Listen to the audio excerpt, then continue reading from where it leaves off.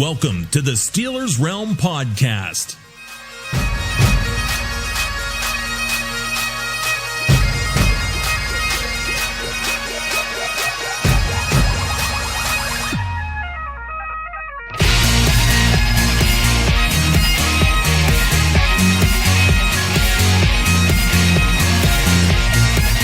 And now, here are the boys of Steelers Realm.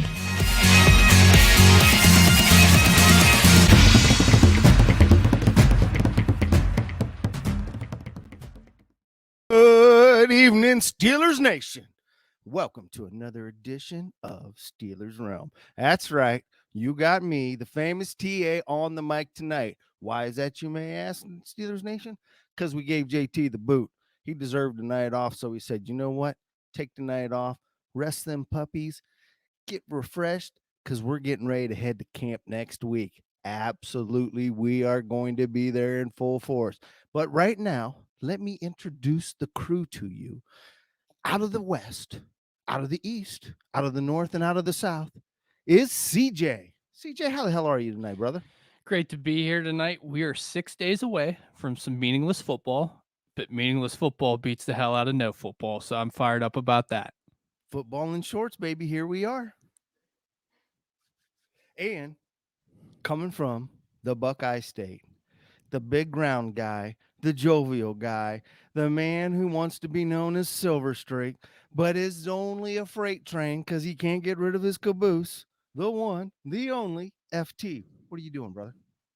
Hey, what's up, Steelers Nation? Hey, fellas.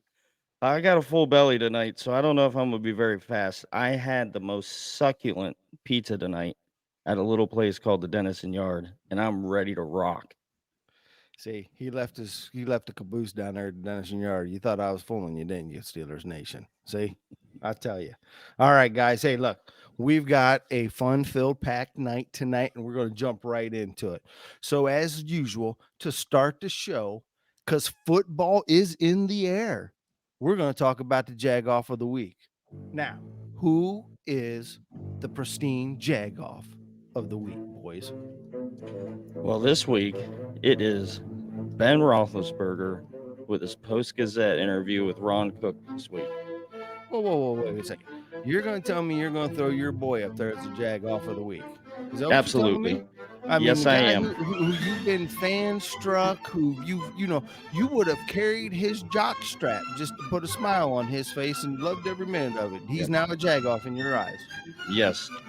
All right. Now, You got to tell us why. Tell us. Now, listen, Ben, if you're listening, which I know you are, please, for the love of God, stop doing radio interviews because it never works out in your favor. You're always calling out somebody.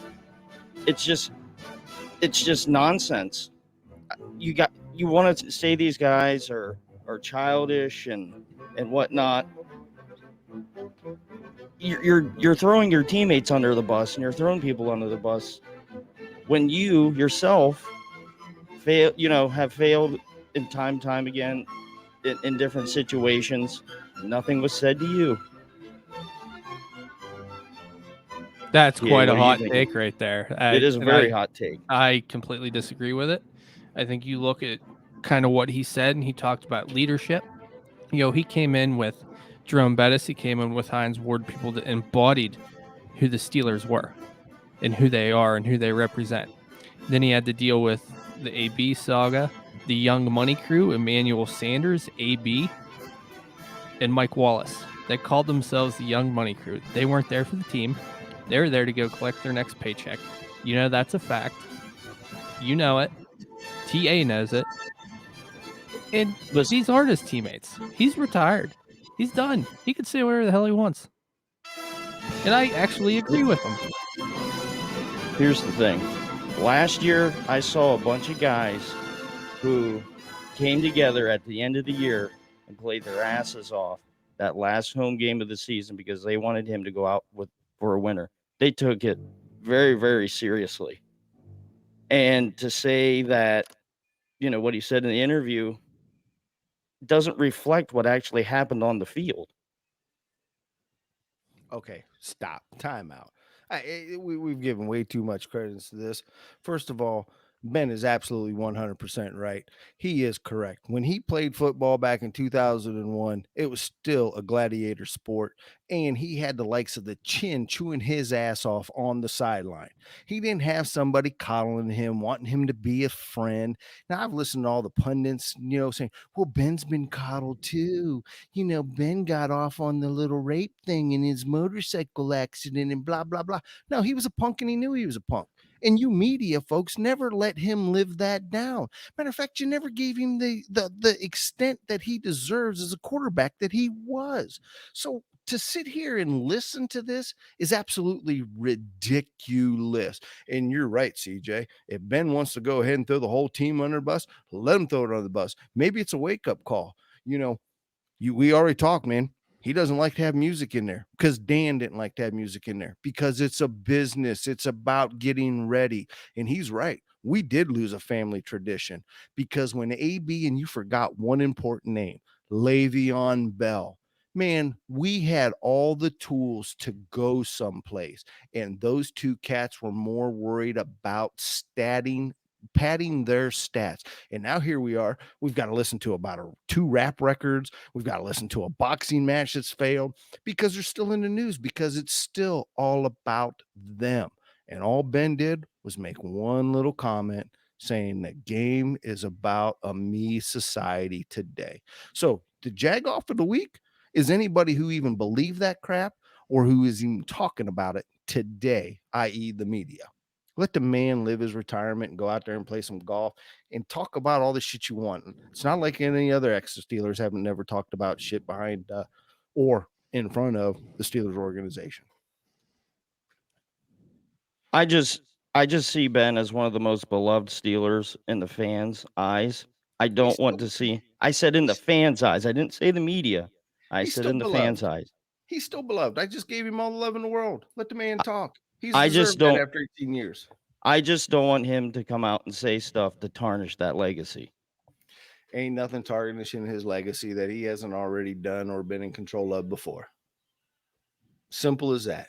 He's still going to go down in great, and he's going to show up there at Acrisure Stadium. That's right. I said it, folks. Acrisure Stadium, the shore thing down on the North Shore. He's going to be there. And you know what? The flags will wave. The fans will scream and yell. And we're still going to love him. We're still going to love him. So God bless you, Ben. Keep it up. And I agree with you, brother. They are a bunch of whining little crybabies in today's age, making more money than what you did. Now, with that said, we're going to move on because you know why? We've got a big pack show today. And before I do, I got to get one of them plugs out. You're right. I know this is the part of the show that always said I want you guys to know about 724. And that's right. You know what that is. That is the local for you guys to get on, talk to us, chat with us, tell us how bad we suck. Steelers Nation Local 724. Get on there, man. Represent. We want to hear from you, brothers. Now, with that said, we are going to go ahead and we are going to break down some things that we want to look at in camp because we've all seen it. We've all heard it. We've all got our questions about it. We're going to discuss that tonight. We're going to discuss about a few additions, a few subtractions. It's that time of year. We're going to have a few of that. Then we're going to break in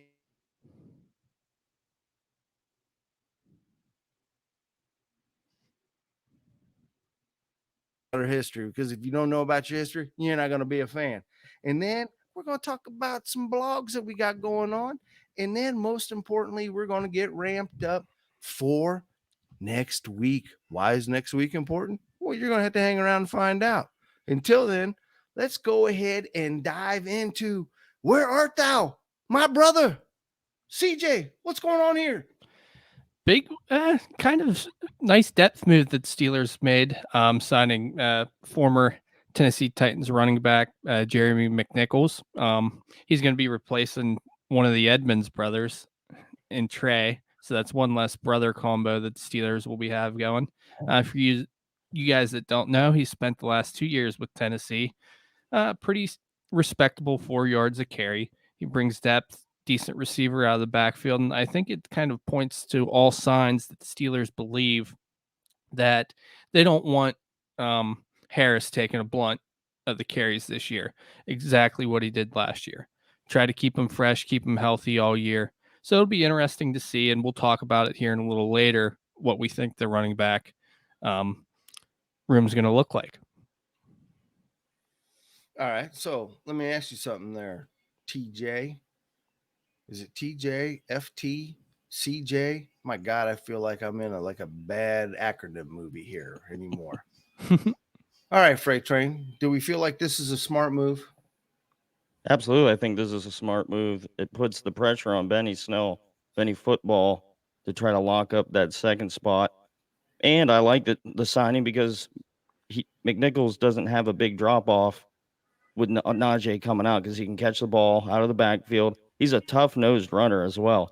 If you saw him back up Derrick Henry last year, he can truck some guys. 4 yards of carry, nothing to really shake. I think it's very, very well. Well, no, I'm surprised you're even giving this guy any credence, because isn't it you who's been screaming from the top of the Eiffel Tower that you want to see Justin Jackson here? I do, and they're somewhat the same player. We just needed somebody like that. That's not a one-trick pony that comes in on third down or to spell Najee Harris. He can bring some different tricks to the trade.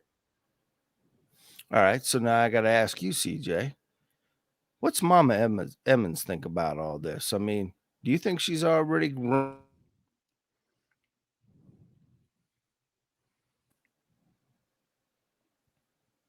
I think Mama Edmonds is feeling a little sad for her son.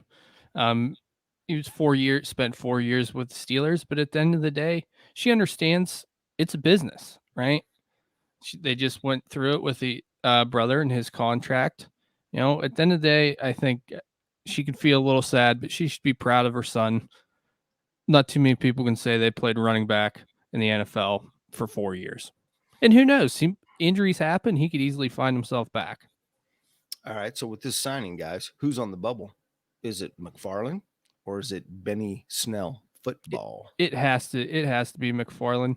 He hasn't shown anything since being drafted. He's been hurt a lot. And at the end of the day, if something was to happen to Najee, at the end of the day, Benny Snell is a solid short down back. Yeah, or the Steelers view him as one. Because I'm not feeling Jeremy McNichols as being able to be the cowbell if something happens to Najee. That's the only thing that I don't feel comfortable with on this pick is if something does happen to Najee, God forbid, he's not the cowbell. So now we're back to running back by committee. And the one thing we've seen over the years with Benny Snell Football, because of the 2 games that he has played the whole entire game, it takes him the first quarter to get wound up. But once he does, he doesn't do half bad. And we had another running back in town who was the same way. Does everybody remember who his name was? Hit me. How about the bus? You ever see the bus come out in the first quarter ready to go ahead and lay the wood to somebody? It took him at least the first 15 minutes to go ahead and get the wheels warmed up before they started going round and round. Benny Snell's that inning too, and we just ain't seen him because we asked him to come in on short down and spell. And I think that's where everybody gets a little excited about Benny Snell Football. All right, with that being said, boys, we're going to move on. We're going to peer inside the realm at St. Vincent. We're going to play a little game tonight there.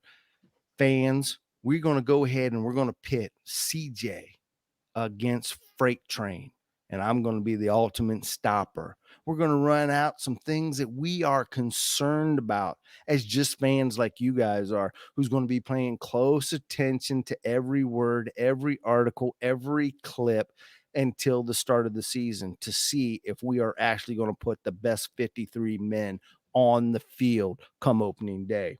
With that being said, you boys ready to go? Let's do it, baby. Let's go. All right. First off, it's been the talk. Who is going to play the slot with the cornerback group? CJ. I think it's going to be Sutton on the inside, and then you're going to see Levi and Witherspoon on the outside. At the end of the day, I think that's what Steelers are going to be most comfortable with. All right. Freight Train? Yeah, I agree with that. Also, Sutton did play on the outside really well last year, so I think him and Levi could possibly flip-flop between the two. And then Keel played primarily outside and played it pretty well. So that All right. that's my take. We don't see any other possibilities coming in there on the slot. That's it.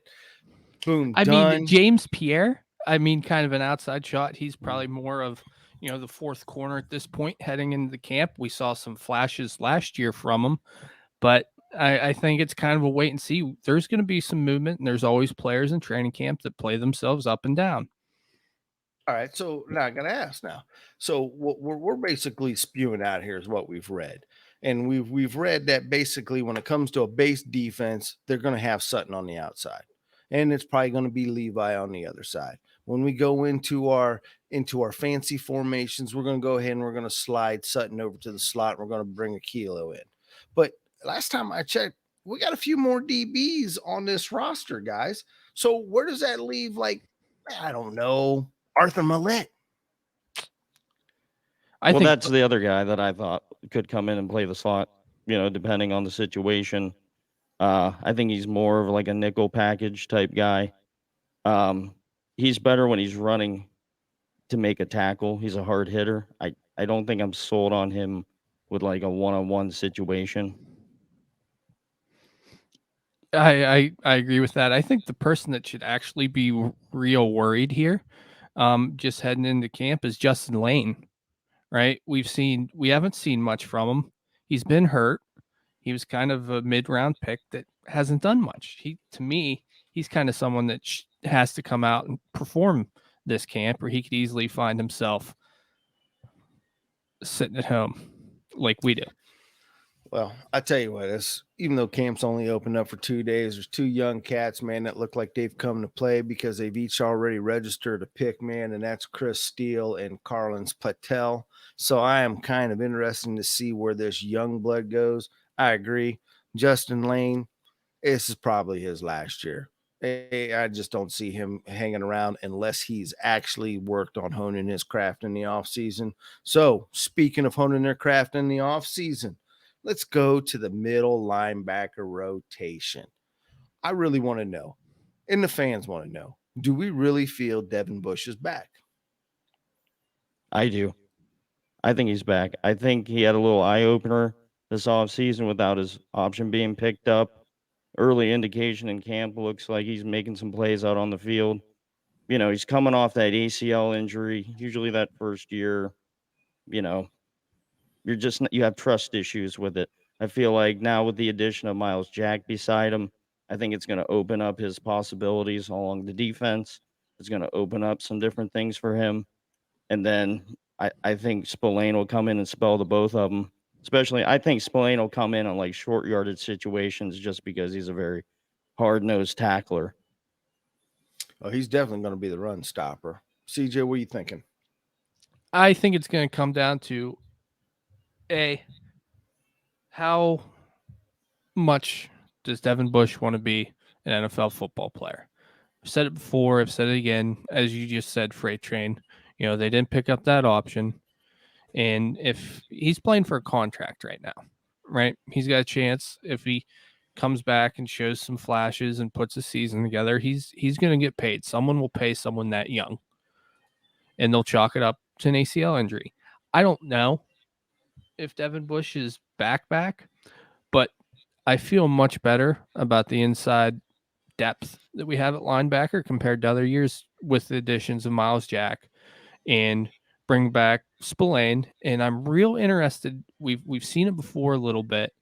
Marcus Allen, right? He was originally drafted as a safety and then kind of moved that middle linebacker position to give them some more speed there. He's another one that he's kind of on the fence too, where he's going to have to show something because this experiment's getting a little old to me. I don't know how you guys feel about that. Well, I'm not going to sit here and talk about Allen. I mean, because it is what it is. It's an experiment, and it hasn't really showed up really on the field. Has he been a letdown? Not necessarily. Has he been solid? Not necessarily. But there's two names, guys, that I ain't hear nobody mention, and that's Buddy Johnson in the second year. I mean, we already know Tomlin expects a huge jump. is this the year we're going to see Buddy and possibly Spillane come in on certain situations? And is this also the year for Ulysses Gilbert to shut up and put some numbers on the ground? Because at this present time and moment, man, he's been hit and miss, injuries, had a lot of flashes coming out of college, but it hasn't related to football. I mean, are these guys who are just out there as camp fodder right now? I'm a little higher on Gilbert than I think you are. He came from a smaller school. He came from Akron. This is his 4th year. He's been decent.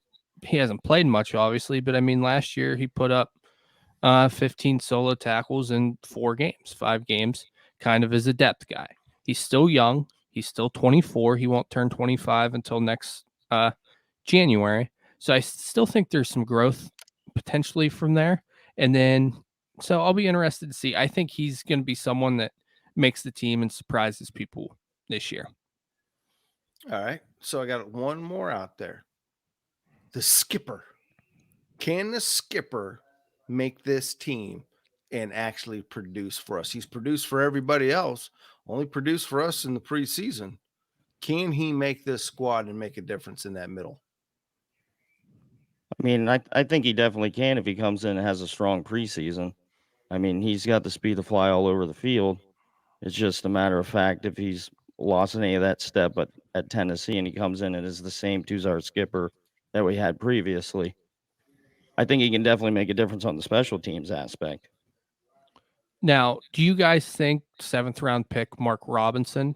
Do you think he's going to be uh, not a special teams player, but a camp guy that potentially gets cut and has to go to the training? I hate to say it about Robinson, 7th round pick. CJ, if he even makes a practice squad, I'll be impressed. I mean, he's going to have a very spectacular camp.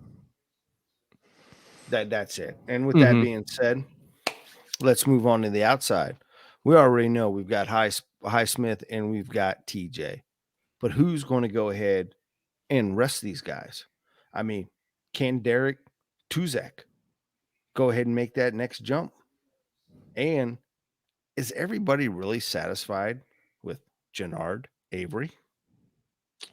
I mean, Avery's still relatively young at 27, coming over from the Eagles. I mean, he's shown more flashes than anyone else that they have depth wise on the outside, and you kind of know what you're going to get with him. He's got 7.5 career sacks. He's going to be a guy that you can plug in there, and hopefully he can get the job done. But I'm not comfortable, like you said, with their depth on the outside. I think we've seen TJ get beat up before. He's missed games, and it's something that what their defense is predicated on the pass rush, and it's kind of got me feeling a little uneasy. Yeah, I feel the same way. I feel like they should have probably paid this to help protect their asset that they have in DJ Watt and Highsmith. I think he'll have a better season this year.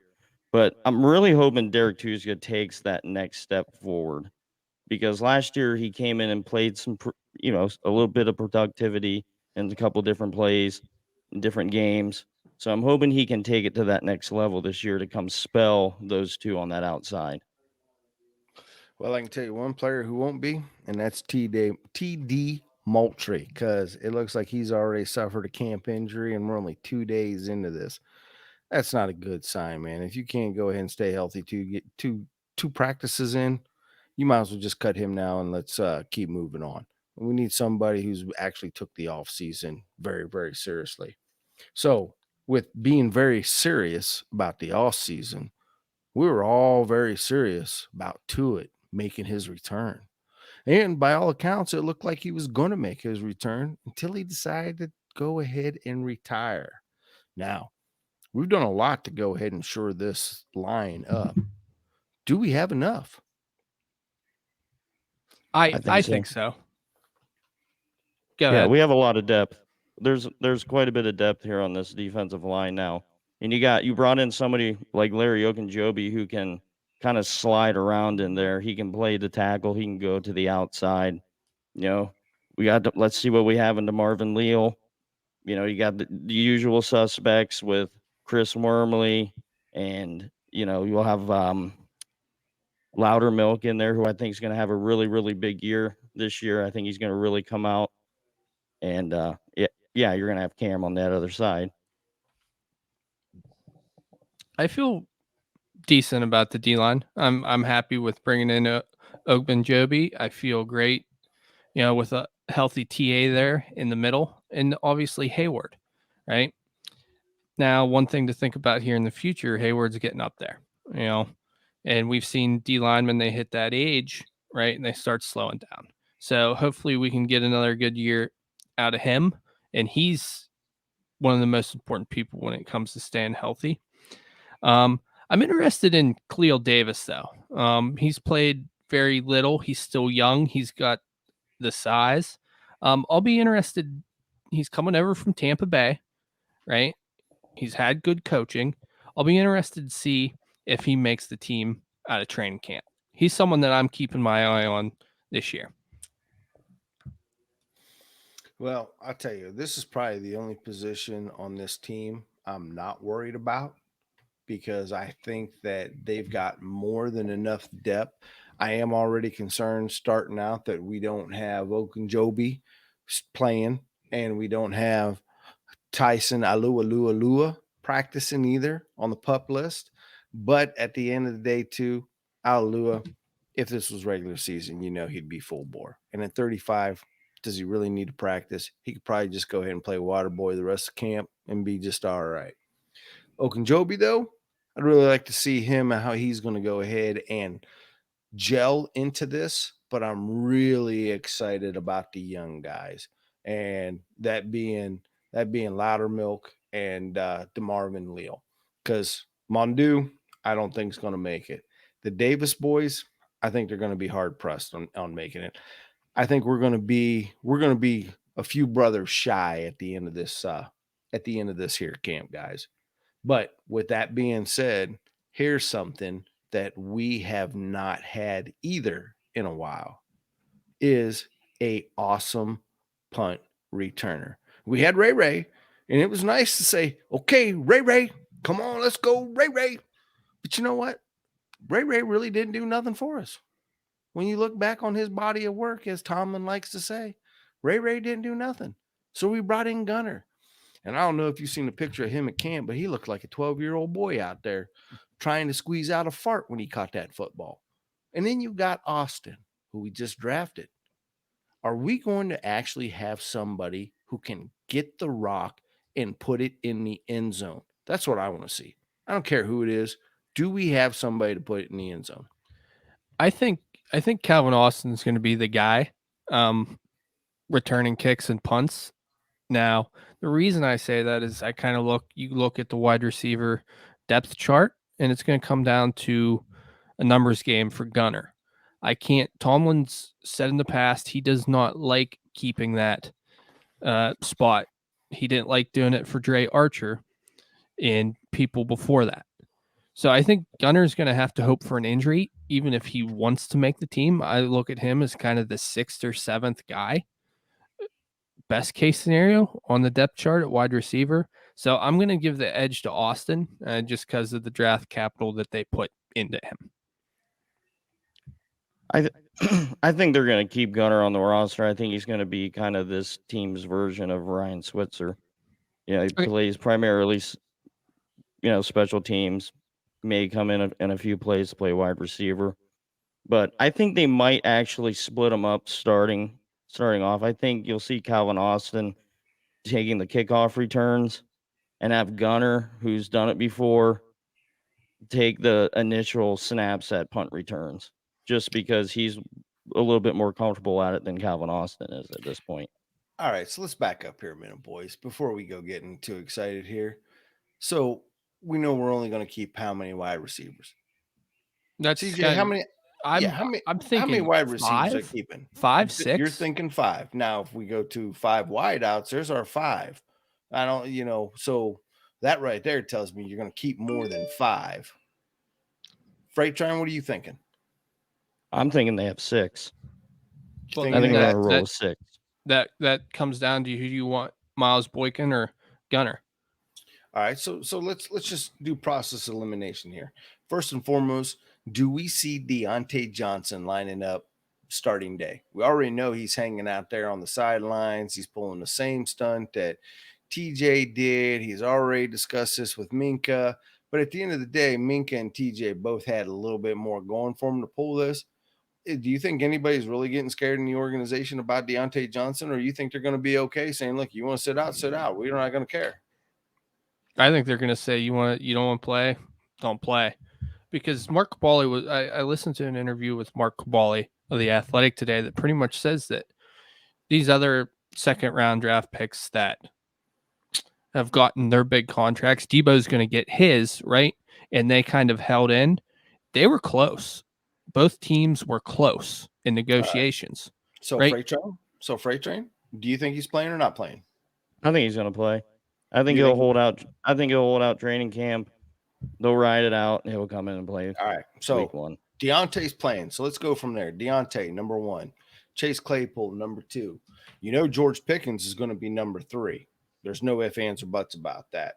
So now we've got to fill in the back. So now Calvin Austin, you guys are already pretty set on Calvin Austin making the team. So there's number 4.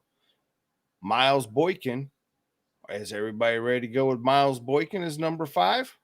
Anthony Miller. Anthony Miller is number 5. Okay. So who's number 6? Gunner. No, Boykin. I think that they'll keep Anthony Miller on the roster just because he has rapport with Mitch Trubisky, being how he may possibly be the number 1 starter. I would take Cody we'll White. get into that later. I would take Cody White over Gunner. And I can't disregard that, because I think Cody's come in the past and shown that he can play at this level. He's just got a lot of players in front of him. So now, is he more suited to do what the Steelers need, or Gunner? Because here's the thing about Gunner. Gunner didn't play really much wide receiver, guys. So now does Tomlin go back on his word to keep Gunner as a return specialist? And hopefully Cody or even Tyler goes ahead and sneaks into the practice squad. That's why I said he's more of that Ryan Switzer type player on this team. Hey, we've already seen what the Wave will do. Are you saying that we're going to go ahead and make the same mistake twice? At least Ryan could catch the ball. Gunner has 9 career catches. He's not a wide receiver. He's got the ball at least 9 times. 9 times. That's a hell of a lot of times in the NFL. You're absolutely right. What the hell am I thinking? No, I'm completely. I don't see Gunner making the team unless someone gets hurt. I think he's gonna hope for. I think he's got to hope for an injury, as bad as that sounds. All right. So now let's even take this one step further. Since we're on this subject, let's not get off of it. We've heard the slot receiver is such an important position on this team. How important really is it? I mean, we don't know in a Matt Canada offense, and we'll get into that later. But I'll kind of leave it at that. Let's get into it right now. Okay, I'm fine with jumping into it. I think it's a pretty important position, seeing how we ran a lot of slot routes last year with this quick offense. So, but we had to, because we had Ben back there, right? Mr. 2.0 seconds. I don't think they're going to shy too far away from that. I think they're going to open up. I think hopefully they will open it up downfield a lot more with a quarterback that can get it down there. I think we added some speed to that slot, so they're going to utilize it within the offense. Okay, so I don't think either of you two have answered the question. How important is the slot receiver and who lines up in it? I think you're going to see DJ in there. Just my opinion. I think he operates better and he's quicker. We saw a lot of slant routes and stuff like that, and to kind of go being a Pitt fan with what Pickett and what they did in their offense last year with the Blitnoff Award winner. All right, we're still not answering the question. So here's then you answer the question. Yeah, because here's my point to all this. Does it really matter who lines up in the slot as long as they can catch the damn ball, right? Because think about it. When you're lined up in the slot, do you have your number one cornerback on that slot receiver? Well, it depends on the defensive philosophy. But 9 times out of 10, you don't have your best cornerback on that slot receiver, do you? No. No. So, does it matter if Pickens lines up in the slot, Chase lines up in the slot, DJ lines up in the slot? Hell, Pat Fryermuth can line up in the slot. Does it really matter as long as whoever lines up in the spot can get open and catch the ball? And wouldn't that make us more unpredictable if we had moving pieces in that slot to keep the defense off guard and guessing? Yeah, and we've seen that within the offense. It's kind of a slow roll with last year because there's a lot of movement within the Canada scheme of the offense. Yeah, but we've seen a slow roll with Juju when he was healthy. And then we've seen it with Deontay. We've seen it a couple times with Chase. And that was more so if he lined up in there, we were going to run the sweep. But can Canada really change it up? And my point again, is the slot really that important on who starts in there as long as they can catch the damn ball? I don't. Yeah, I hope they all catch the damn ball. All right. So we're settled on that. Now, last but not least, and it's not least, by the way, Steelers Nation, we got a lot more. Let's talk about Percy. Now, last year, the boy did look out of place. I mean, it's kind of hard, when you're built like a linebacker. And I kind of thought that maybe we should have threw him in the middle a couple of times last year. I mean, it couldn't have hurt the way that middle was bleeding last year. However, he is a punter by nature. Do we feel Percy is going to get rid of those jitters and come on strong, or does Cameron Nizaliki have an opportunity to go ahead and supplant him? Just some reports that I've read that the Steelers, if they don't like what they see in camp, they're ready to make a move. Personally, I give Percy kind of a little bit of benefit of the doubt. Lost his father last year, and that can wear on you being a young kid in a new city with a lot of pressure. So, and I think hopefully he's been able to get through that. Him and his family, wish him nothing but the best from that. But at the end of the day, he's going to have to come out and perform. Yeah, I'm rooting for him. He has a big leg. When he was on his game, he can boot the hell out of the football. So I think it's definitely an open competition. We've yet to see. So I'm rooting for him as well. So speaking of big guys, we kind of already touched this with Jeremy McNichols. We already know Najee's the man. Now, who's really going to be his backup? Are we pretty much set on what we've already discussed? Jerry McNichols is going to come in as a third down, maybe a little, change in pace, a little shake and bake, thunder lightning type deal. Benny's going to ride the pine all year unless something happens to Najee to come in to be the workhorse. McFarland's out the door, and one of these rookies are going to step up. I think so. It just depends what happens in camp with Benny Snell for that number 2 and number 3 running back. I got nothing new to add. It's pretty simple. Short yardage spells. You're going to see the big Benny Snell in there. Outside of that, I think it's pretty open. Third downs, you're going to see Nichols in there. I really just think that I think that's how it's going to go. We've seen Tomlin do it before. He trusts Benny Snell. I trust him. He doesn't fumble. Well, my odds are saying McFarland and Snell are probably going to be a distant memory, and I'm looking at one of the young pups to come in and take his place. I'll let you guys decide which one that will be. Now, we've got a big issue here, guys. We're going to have a brand new, same old offensive line. Came out today. Kendrick Green, after spending all off season, working with the Pouncey brothers, trying to hone his craft. Steelers go out. They get Mason Cole. And now he's going to come out and say, well, I didn't like playing center. I'm really glad I'm over there at guard. So now we've got some camp competition. Are we going to be able to put together an formidable interior offensive line? And are we really sure that all the money they gave Chooks is worth it? And are we going to see a huge growth from Dan Moore Jr.? CJ, take the lead. I like the interior much better heading into this year. Obviously, Cole at center, Dotson at left guard, and Daniel on the right side. Dan Moore Jr. is interesting to me because while he was kind of a later round pick, and you don't see left tackles like that make that big of an impact, he had moments where he was kind of overwhelmed, and we saw good flashes too.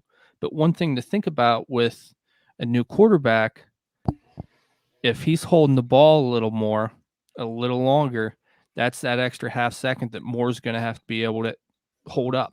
So we don't know. I think the offense that the Steelers ran last year with him at left tackle benefited him greatly. So it'll be interesting to see if he is a little stronger, a little more in shape, a little more experienced. Never heard a guy. So we'll see. I have big expectations for this offensive line this year, just for the simple fact they added a guy like James Daniels and Mason Cole in there to kind of help those younger guys with some real veteran leadership that they didn't really have last year at all. Trey Turner did not provide that to them. The whole scheme was Excuse me. a Can you say absolute that? wreck. Can you say that again, please? Trey Turner? Yeah, he didn't do what? He did not be the leader that they needed last year. He whatsoever. taught me how to spit on a player though, in the midst of a pandemic. Hey, Yeah, not well. he was pretty good at that.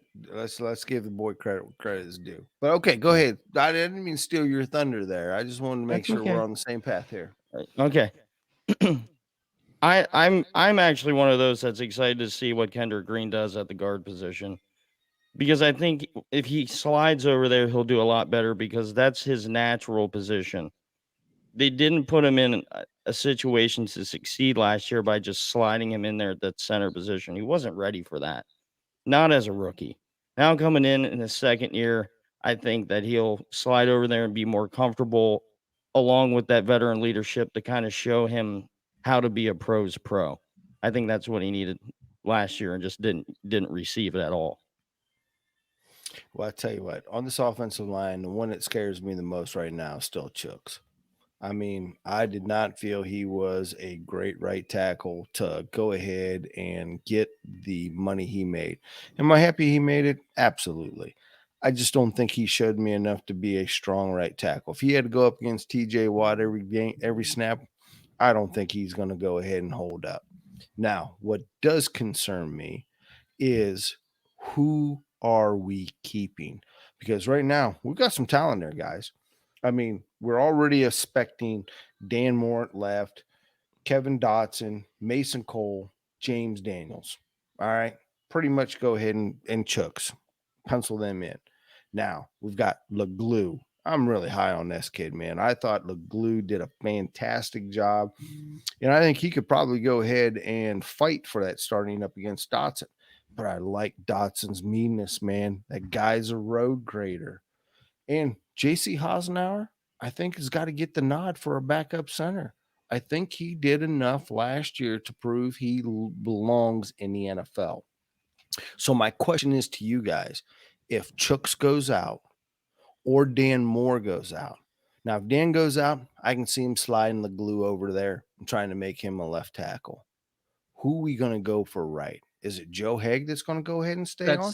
That's what I think. I think it's got to be Haig. He's got the experience there. He's a veteran. He can come in a pinch. You know, we saw him a little last year, and he held his own. He wasn't great, but how many backup tackles are great? Yeah, and to go with that sentiment too, the thing that I like about this offensive line is the backups that we have had experience in the NFL. You're not just rolling a backup rookie out there and throwing them to the dogs. Those guys have played actual NFL games and can hold their own back there. How many do you think they're keeping? Linemen, that is. It's either going to be 6 or 7, easy. See, I was thinking 8, and I'm thinking that Hassenauer is the odd man out. I don't think they get rid of Hassenauer. I mean, I see where you're coming from because you're saying get rid of Hassenauer because you got Kendrick Green, who publicly stated, I didn't want to play center, who, if something does happen to Mason, you can slide Kendrick Green back into the center role. Mm-hmm. It'll be interesting. And you have to keep Haig because he can play both tackles. You do. So it's going to be interesting to see how camp shakes out. All right. So now here's the big question. We've got 2 brand new coaches, guys. Tyrell Austin and Brian Flores.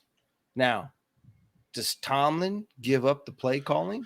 Is that why Brian Flores was here? Or is he going to hand it actually over Terrell and actually maybe manage the rest of the club like he should be doing? And let me even take this one step further.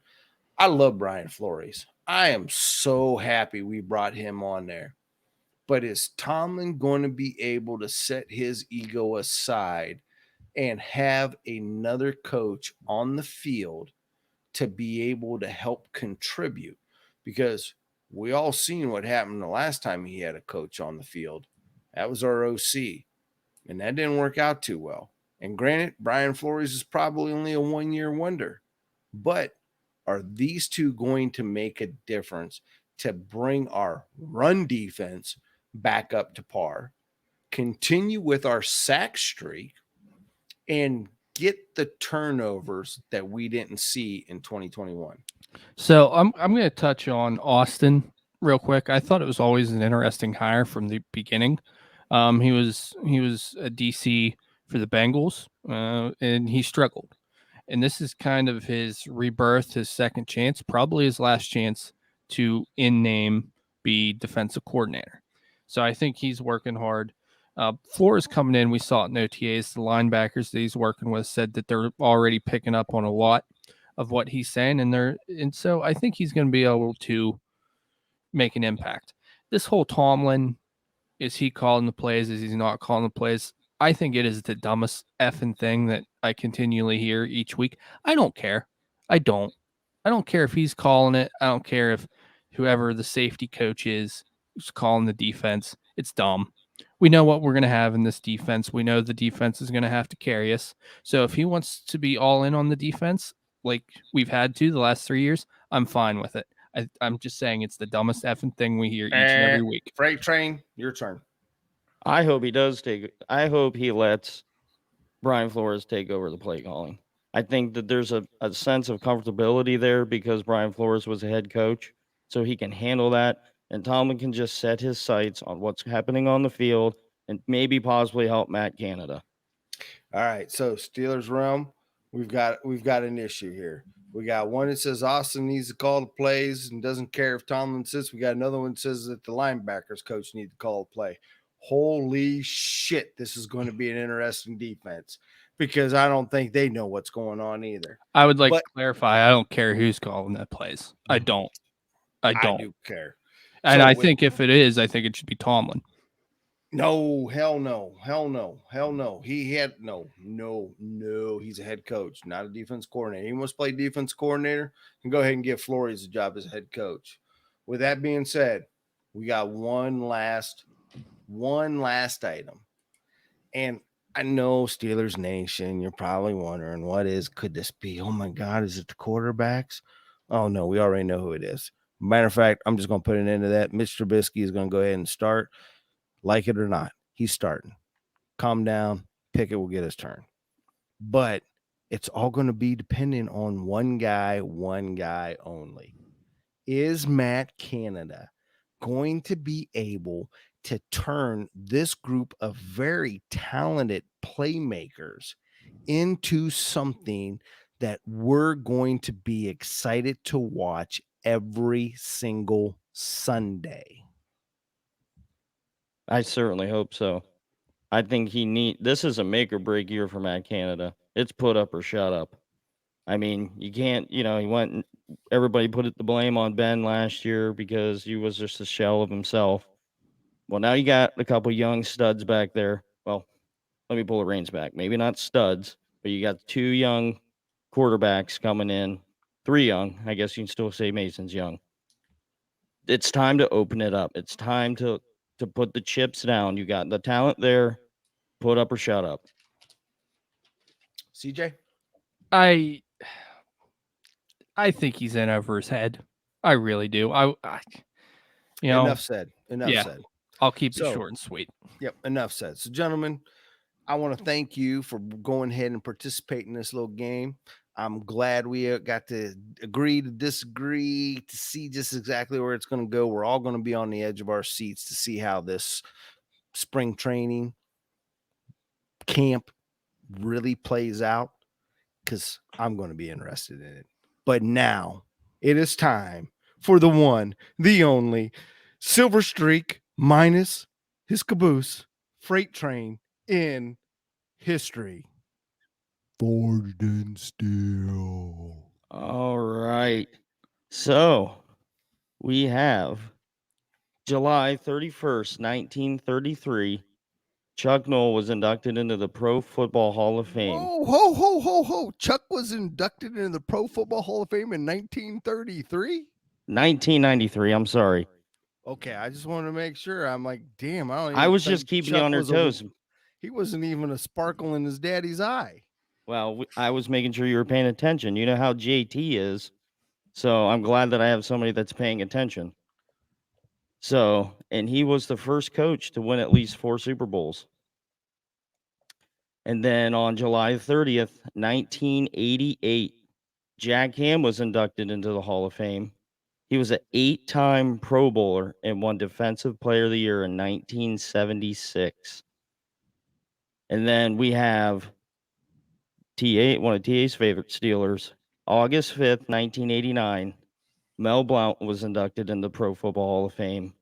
And Mel's bump and run style caused the NFL to implement the 5-yard bump rule in 1977. Man, he was a hell of a player. He really was.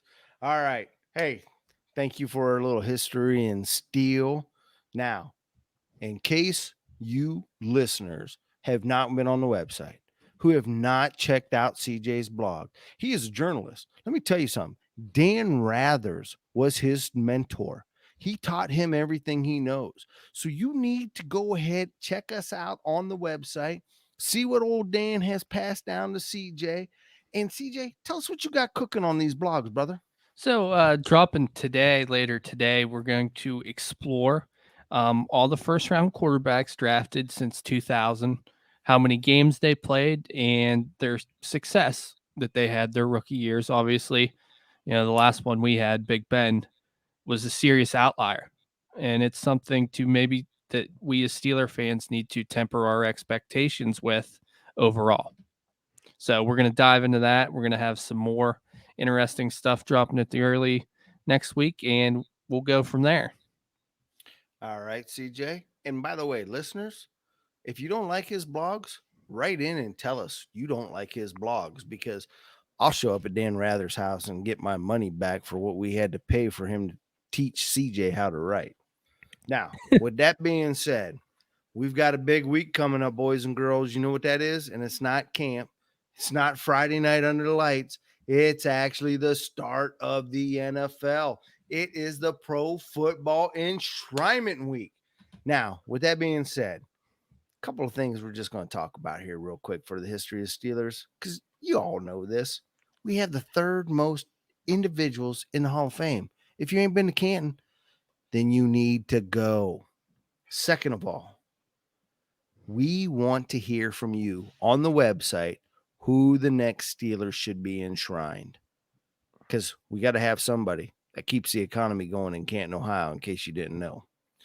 Third, who out of CJ and Freight Train do you think so far has been the biggest Steelers snub that's not in the Hall of Fame at this time?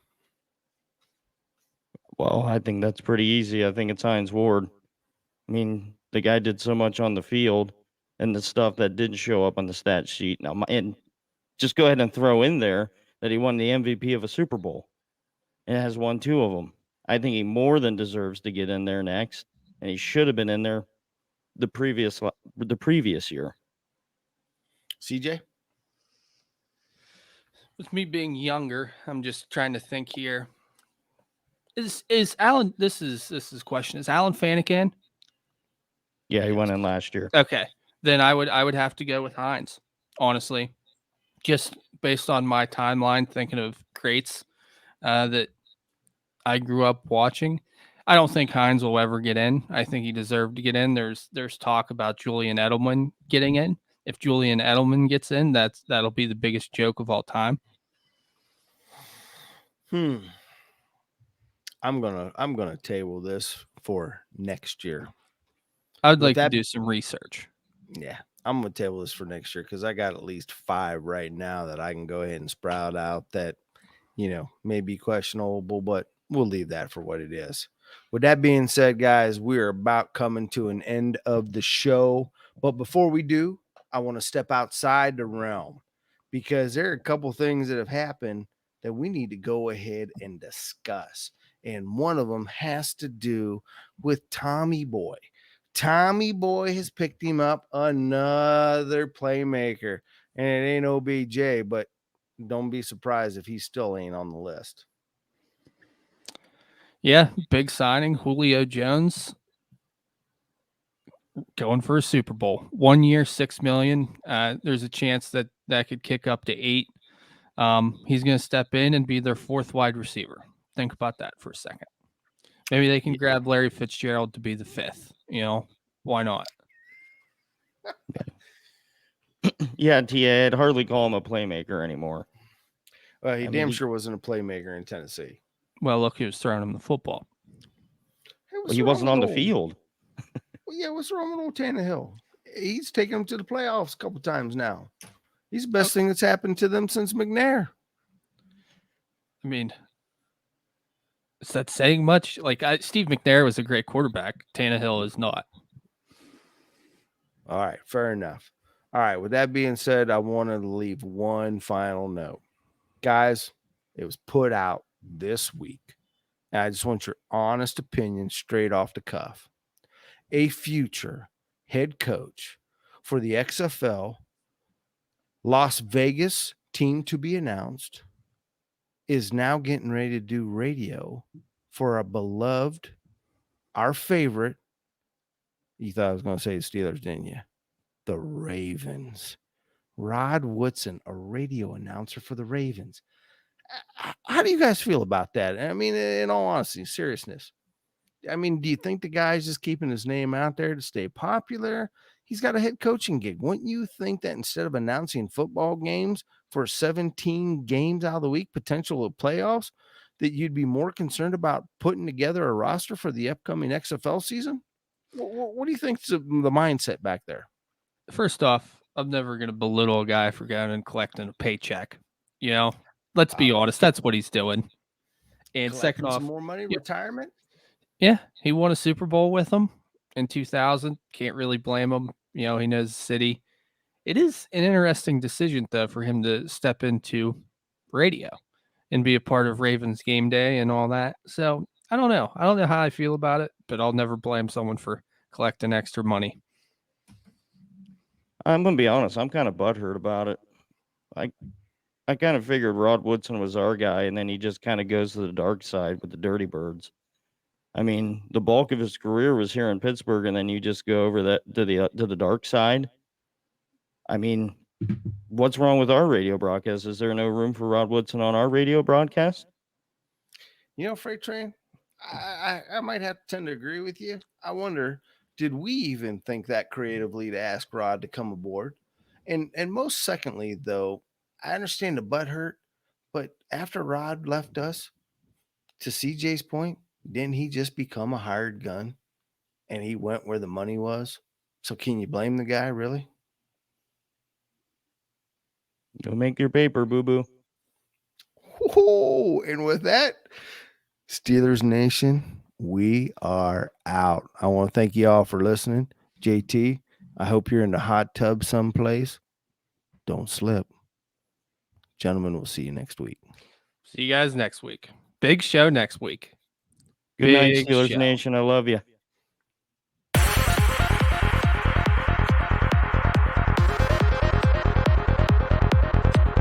Check back next week into the Steelers Realm.